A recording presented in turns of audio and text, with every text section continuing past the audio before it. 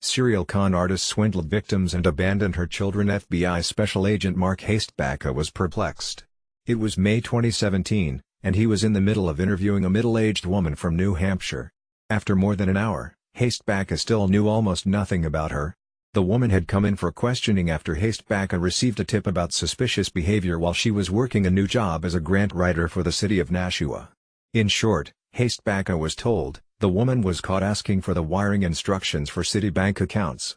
She went by Jenna Kaplan. But Hastebacka immediately suspected something was amiss. There was no record of any Jenna Kaplan living in the state of New Hampshire.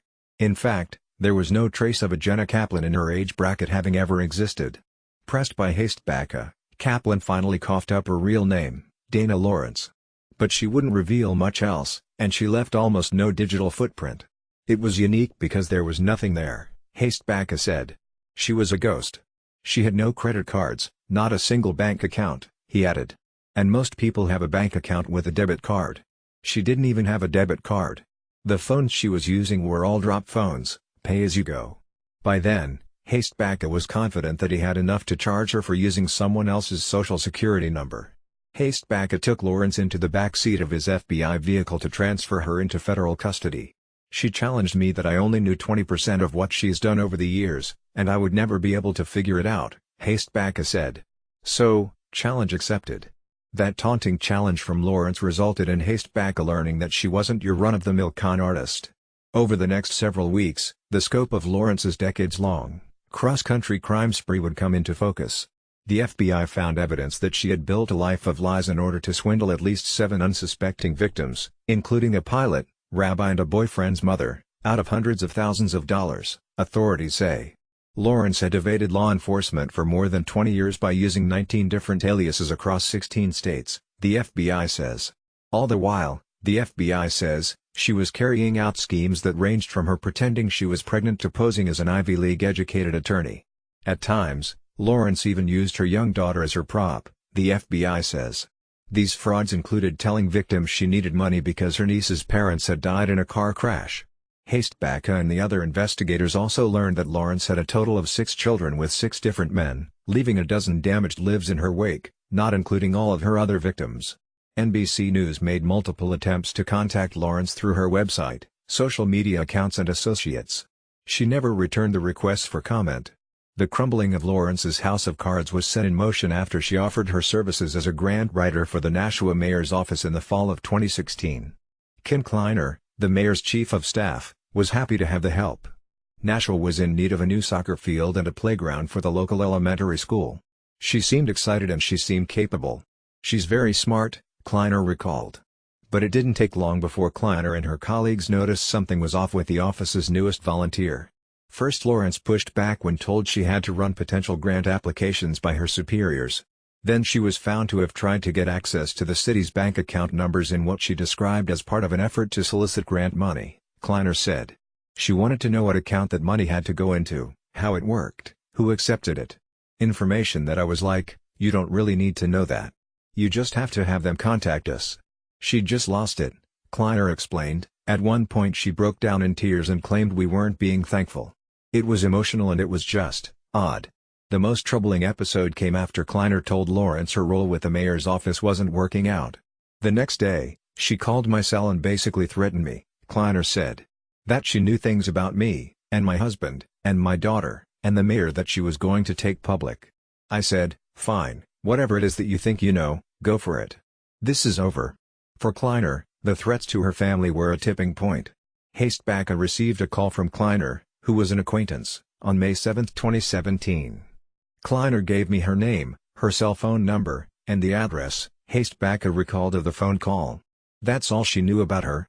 Hastebacka accompanied a local police officer to Lawrence's home where her boyfriend told them she had left for New York.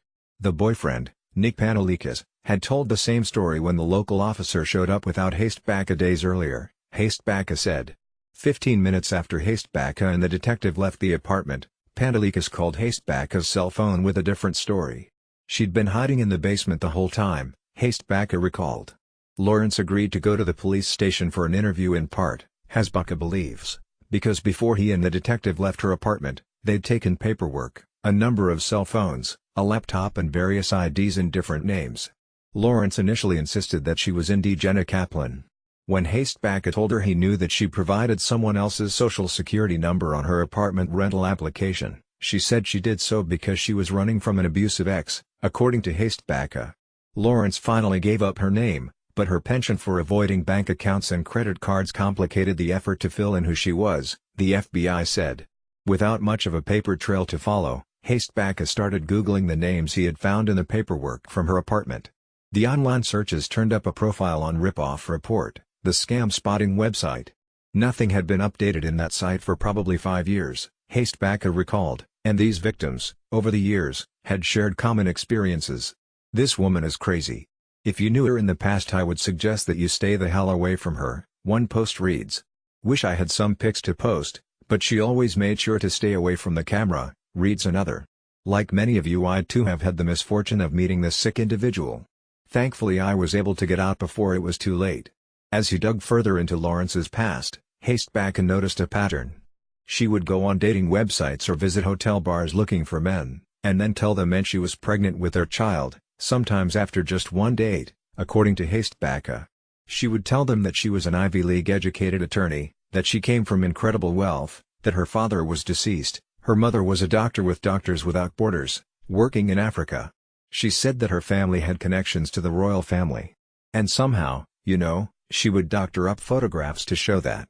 Hastebacka said she seemed to target a particular type of man in her schemes, which often involved setting up credit cards in their names. They all seemed to be well-to-do professionals, attorneys, pilots, business owners. None of them have ever been married before. None of them had any children from any previous relationship. So most every one of them was looking for that in their life, he said. Men weren't her only victims. In one case, she conned a family out of $10,000 by promising that they could adopt twins from her, only to tell them later that the non-existent children died in a car accident, according to the FBI. Hastebacka's digging led him to Kevin Little. When Little met Lawrence in 2001, he was bartending in Orlando. Lawrence left a $200 tip on a $70 tab. The next night, Little said she came back with a corporate card from Lucasfilm claiming she worked for George Lucas, the Star Wars filmmaker, in New York City. Lawrence said she was in town to take care of her sick mother, and over the next few days, she continued visiting the bar, ultimately leaving more than $2,200 in tips, Little recalled. Little and Lawrence ultimately had a one-night stand, and not long afterward, she told him she was pregnant with his child. After their daughter Avery was born, Lawrence took Avery and skipped town. Little eventually won custody of Avery after Lawrence was arrested in New York City in 2005 on fraud charges. He said Avery hasn't seen her mother since. Hastebacka said there were some stories that he couldn't ever forget. She told one gentleman up in Canada, who's an aspiring actor who she went and stayed with for a few months while she was on the run, that the family had close ties to the actor Jack Nicholson, and that they could arrange for him to get into some of Jack Nicholson's movies.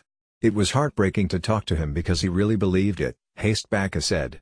As he pieced together Lawrence's past, Hastebacka learned that Lawrence had at least 6 children, each by different fathers. But one child's name came up more than the rest. Kennedy was Lawrence's second child.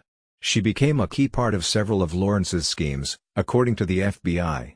Kennedy was the one child that she tried her best to keep with her while she was on the run, Hastebacka said. Lawrence often portrayed Kennedy as a niece whose parents died from cancer or in a car accident, the FBI said. Whatever story was most sympathetic at the time, Hastebacka said. Hastebacka said Lawrence treated Kennedy not as a daughter but as a prop.